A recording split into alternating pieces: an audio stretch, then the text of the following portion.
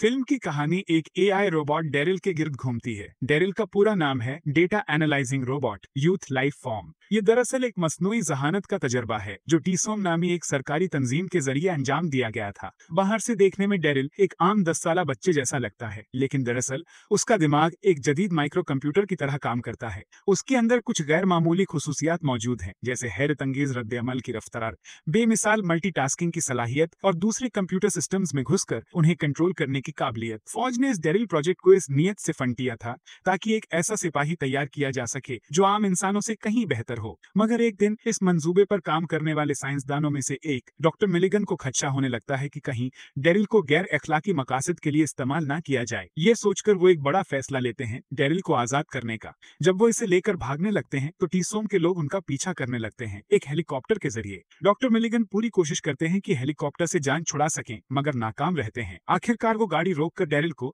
जनूबी कैरोलिना के पहाड़ी जंगल में छोड़ देते हैं। उसके बाद वो खुद फरार होने की कोशिश करता है, मगर ताकुब जारी रहता है और इसी दौरान उसकी गाड़ी एक पहाड़ी से नीचे जा गिरती है, जिसके नतीजे में डॉक्टर मिलिगन की अफसोसनाक मौत हो जाती है। इधर दूसरी जानिब डेरिल को एक बूढ़ा जोड़ा जंगल में दरियाफ्त करता है। वो इसे अपने साथ ले जाते हैं और जनूबी कैरोलिना के फर्जी कस्बे बार्किंगटन के एक यतीम खाने में जमा करवा देते हैं। डेरिल पर मुख्तलिफ मेडिकल टेस्ट किए जाते हैं और पता चलता है कि वो एमनीशिया यानी याददाश्त की कमी में मुब्तला है।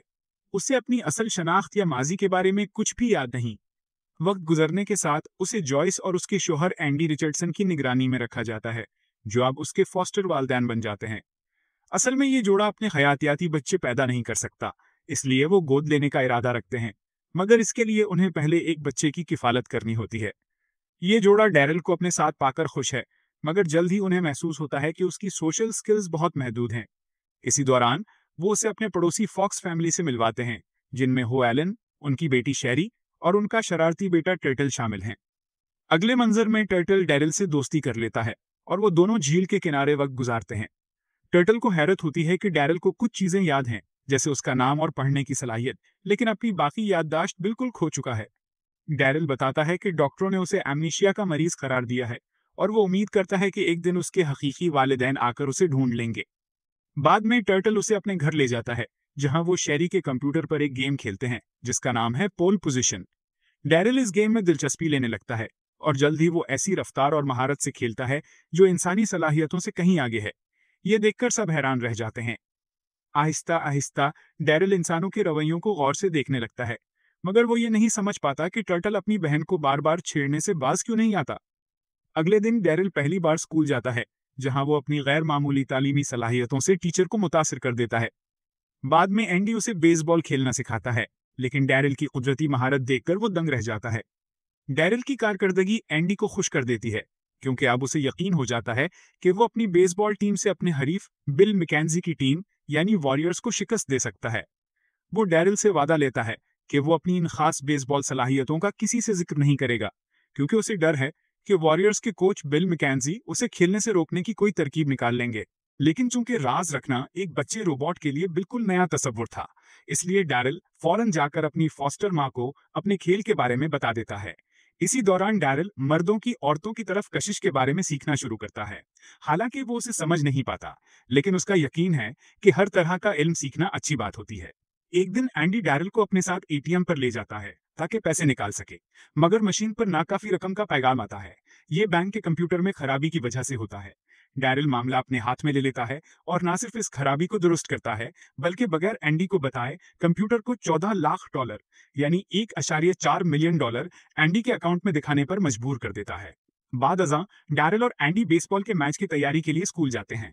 उधर घर पर जॉयस अपनी सहेलियों से बात कर रही होती है और एतराफ करती है कि वो खुद को एक माँ के तौर पर गैर जरूरी महसूस करती है, क्योंकि डेरिल इतना परफेक्ट बच्चा है। वो अपने सारे काम खुद करता है, कपड़े इस्त्री करता है, अपना बिस्तर बनाता है और अपने जूते तक पॉलिश कर लेता है। जॉयस अफसोस से कहती है कि वो तो मुझसे भी बेहतर माँ है। इसी दौरान टर्टल ये गुफ्तगू सुन लेता है और कुछ देर बाद जॉयस उसे और उसकी माँ को स्कूल छोड़ने ले जाती है। अब मंजर बदलता है। एंडी की टीम मॉहक्स और उनके हरीफ वॉरियर्स के दरमियान बेसबॉल मैच शुरू होता है, जिसकी कयादत बिल मैकेंजी कर रहा होता है। शुरू में एंडी की टीम मॉहक्स पीछे रह जाती है, लेकिन जल्द ही डेरिल मैदान संभाल लेता है और अपने नाकाबिले यकीन खेल से टीम को वापसी करवा देता है। सब लोग उसकी कारकर्दगी से खुश हैं, मगर ये देखकर जॉयस मजीद गैरहम महसूस करने लगती है। वक्फे के दौरान डैरिल उसके जज्बात भांप लेता है और टर्टल से बात करता है। टर्टल उसे समझाता है कि बालिग इंसान बहुत पेचीदा होते हैं, उन्हें लगना चाहिए कि वो आपकी रहनुमाई कर रहे हैं, इसलिए कभी कभार गलती करना जरूरी होता है ताकि उन्हें महसूस हो कि आप कुछ सीख रहे हैं। टर्टल मशवरा देता है कि डैरिल कभी कभार अपना कमरा गंदा छोड़ दिया करे ताकि जॉयस उसे साफ करके खुश हो जाए। मैच दोबारा शुरू होता है और इस बार डैरिल जानबूझकर खुद को आउट कर देता है, तीनों गेंदों पर गलती करके। टोटल हैरान रह जाता है और कहता है, तुम्हें पूरा मैच खराब करने की जरूरत नहीं थी। लेकिन डैरिल संजीदगी से जवाब देता है कि ये खेल जॉयस से ज्यादा अहम नहीं है। वो एंडी से बदतमीजी के लहजे में कहता है कि अब उसे मैच की कोई परवाह नहीं। जॉयस ये सब देखकर हैरान रह जाती है, मगर वो पुरसुकून रहते हुए डैरिल के पास आती है और नरमी से समझाती है कि कभी कभार गलती करना ठीक है, लेकिन अपने चाहने वालों से इस तरह बात नहीं करनी चाहिए। ये सब सुनकर डैरिल को आखिरकार अपनी गलती का एहसास हो जाता है और वो आगे बढ़कर जॉयस को गले लगा लेता है। इसी दौरान टर्टल मैदान में आता है और डैरिल की जगह क्लीनअप हिटर का किरदार संभालता है। सबके लिए हैरत की बात यह होती है कि वो एक शानदार होम रन मारता है और अपनी टीम को फतेह दिला देता है। पूरा मैदान खुशी से झूम उठता है। लेकिन जैसे ही रिचर्डसन फैमिली डैरिल के साथ एक हकीकी ताल्लुक कायम कर लेती है और एक नई खुशी महसूस करने लगती है, अचानक उनकी खुशी टूट जाती है। एक दिन एक सोशल वर्कर उनके घर आता है और दावा करता है कि हुकूमत ने डैरिल के हयातियाती वालिदैन को तलाश कर लिया है। ये खबर सुनकर जॉयस और एंडी दोनों अफसुर्दा हो जाते हैं, मगर वो ताउन करने का फैसला करते हैं ताकि डैरिल अपने असल वालिदैन से दोबारा मिल सके। अब ये साफ जाहिर होता है कि ये रोबोट बच्चा जॉयस और एंडी से दिल लगा चुका है। वो जिद करता है कि वो अपनी बाकी जिंदगी इन्हीं के साथ गुजारना चाहता है, मगर एंडी उसे प्यार से समझाता है कि उसे अपने वालिदैन के साथ जाना होगा, क्योंकि वो उसे याद करते हैं और कई महीनों से उसे तलाश कर रहे हैं। अगली सुबह डैरिल के वालिदैन एलन और जेफरी उसे लेने आ जाते हैं। टर्टल इस सूरत हाल से इतना दिल गिरफ्तार होता है कि वो खुद डैरिल से अलविदा भी नहीं कह पाता। कुछ देर बाद एलन और जेफरी डैरिल को लेकर सीधे एयरपोर्ट पहुंचते हैं, जहां वो एक प्राइवेट जेट में सवार होकर अपने घर वापस जाने का इरादा रखते हैं। लेकिन तब एक चौंकाने वाला इंकिशाफ होता है। दरअसल एलन और जेफरी कोई आम वालिदैन नहीं, बल्कि टीसोन के साइंटिस्ट हैं, जो डैरिल के जाली वालिदैन बनकर उसे वापस रिसर्च फैसिलिटी वॉशिंगटन ले जा रहे हैं। जहाज में डैरिल पायलट से बातें करके खुद को मसरूफ रखता है, जबकि जेफरी डॉक्टर मलिगन के भागने के वाकये पर गुफ्तगू करता है। वो कहता है कि डॉक्टर मलिगन ने जो किया वही बेहतरीन कदम था, क्योंकि इसकी वजह से हमने डैरिल को असली दुनिया और असली लोगों के दरमियान आजमा लिया। जब डैरियल को वापस फैसिलिटी में लाया जाता है तो उसकी याददाश्त मुकम्मल तौर पर बहाल कर दी जाती है। इसके बाद उसे एक डीब्रीफिंग सेशन से गुजारा जाता है, जहां उससे पूछा जाता है कि उसने रिचर्डसन फैमिली के साथ रहते हुए कौन से कीमती असबाक सीखे। डीब्रीफिंग के दौरान कुछ अहम लम्हात पर रोशनी डाली जाती है, जैसे कि बेसबॉल मैच में डैरियल का जानबूझकर स्ट्राइक आउट होना। ये अमल इस बात की अलामत समझा जाता है कि डैरियल ने यह सीख लिया है कि बाज औकात कुछ खोने से ही कुछ हासिल किया जा सकता है। इसी दौरान एक दिलचस्प बात सामने आती है। डैरियल को chocolate flavour ice cream vanilla flavour से ज्यादा पसंद है। ये इंकिशाफ सुनकर डॉक्टर जेफरी हैरान रह जाता है, क्योंकि इसका मतलब यह है कि डैरियल इंसानी जज्बात रखने की सलाहियत रखता है। अलबत्ता एलन अभी भी कायल नहीं होती, लिहाजा डॉक्टर जेफरी फैसला करता है कि डैरियल पर बायोकेमिकल टेस्ट किए जाएं। वो उसे डॉक्टरों से भरी एक लैब में ले जाते हैं और तजर्बात शुरू कर देते हैं, मगर अचानक डैरियल कहता है कि मैं डर गया हूं। ये सुनकर सब खामोश हो जाते हैं, क्योंकि डर एक ऐसा जज्बा है जो किसी रोबोट के अंदर मौजूद नहीं हो सकता। अगले मंजर में डॉक्टर जेफरी ये तमाम नताइज पेंटागन में फौजी जर्नलों के सामने पेश करता है। जब वो उन्हें बताता है कि डैरियल इंसानी जज्बात खुसूसन खौफ महसूस कर सकता है, तो फौज फौरन फैसला करती है कि डैरियल एक नाकाम तजर्बा है। ये बात डॉक्टर जेफरी के लिए चौंका देने वाली होती है, क्योंकि उसके मुताबिक डॉक्टर मिलिगन के इकदाम की वजह से अब उनके पास डैरियल के बारे में पहले से कहीं ज्यादा मालूमात मौजूद हैं। मगर जर्नैलों का कहना होता है कि ऐसा रोबोट फौज के किसी काम का नहीं, और वो फैसला करते हैं कि डैरियल प्रोजेक्ट को खत्म कर दिया जाए। साथ ही फौज डॉक्टर जेफरी को हुक्म देती है कि वो डैरियल का एक बालिग वर्जन तैयार करे, ऐसा रोबोट जो सिर्फ वही सीखे जो फौज उसे सिखाए, जो बेखौफ, तकनीकी तौर पर माहिर और एक तबाहकुन सिपाही हो। बाद में डॉक्टर जेफरी डैरियल को यह बुरी खबर देने के लिए आता है, मगर उसके दिल में अब उस बच्चे के लिए एक जज्बाती लगाव पैदा हो चुका है। वो हिम्मत नहीं कर पाता कि उसे बता सके कि अब उसका खात्मा किया जाने वाला है। इसी दौरान डैरियल मौके का फायदा उठाते हुए डॉक्टर जेफरी से दरख्वास्त करता है कि वो रिचर्डसन फैमिली और टर्टल को आखिरी बार मिलने की इजाजत दे। हैरानगी के तौर पर डॉक्टर जेफरी इस बात पर रजामंद हो जाता है, क्योंकि उसके दिल में भी यही एहसास होता है कि वो सब डैरियल से एक आखिरी मुलाकात के हकदार हैं। जल्द ही जॉइस, एंडी, टर्टल और उसके वालिद टेसोम पहुंच जाते हैं। डॉक्टर जेफरी उनका इस्तकबाल करते हैं और उन्हें डैरिल के बारे में सच बताते हैं। ये सब उनके लिए हैरानकुन होता है और वो यकीन नहीं कर पाते। लेकिन जब डॉक्टर जेफरी डैरिल की कुछ गैर मामूली इंसानी खुसूसियत दिखाते हैं, तो वो सब दम बखुद रह जाते हैं।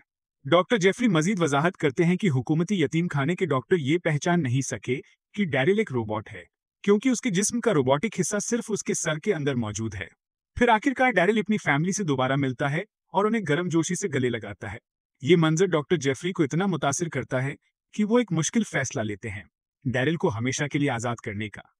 परिवार को वापस भेजने के बाद डॉक्टर जेफरी एक मंसूबा बनाते हैं कि वो डैरिल को खुफिया तौर पर इस सुविधा से बाहर स्मगल कर दें। ताहम डॉक्टर एलेन उनके मंसूबे का पता चल जाता है और वो फौजी सरबराह को इत्ला देती हैं।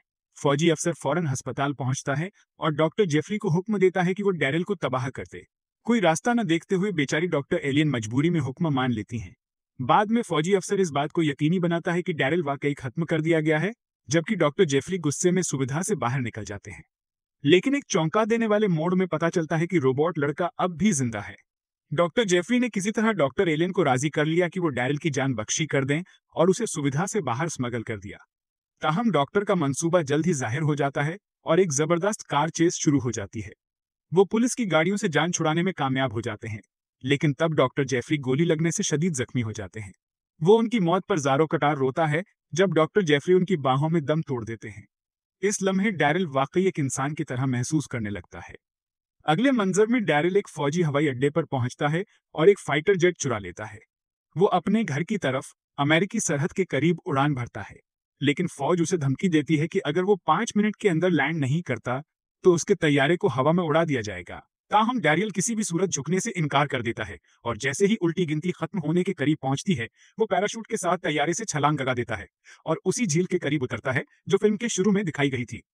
बदकिस्मती से वो सीधा झील में जा गिरता है और डूबने लगता है क्योंकि उसे तैरना नहीं आता। ऐसा लगता है जैसे अब सारी उम्मीद खत्म हो चुकी है और हमारा मरकजी किरदार मरने वाला है।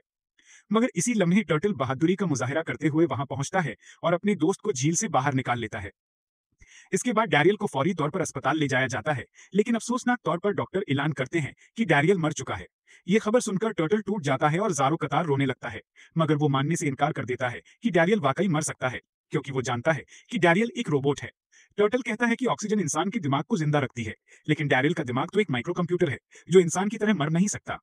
जब कोई इंसान मरता है तो इसका मतलब होता है दिमाग की मौत। टर्टल बिल्कुल दुरुस्त होता है और रिचर्डसन खुफिया तौर पर डॉक्टर एलन से राब्ता करते हैं ताकि वो डैरियल को दोबारा जिंदगी दे सकें। आखिरकार रोबोट लड़का फिर से जिंदा हो जाता है और अपनी फैमिली से खुशी खुशी दोबारा गले लगता है।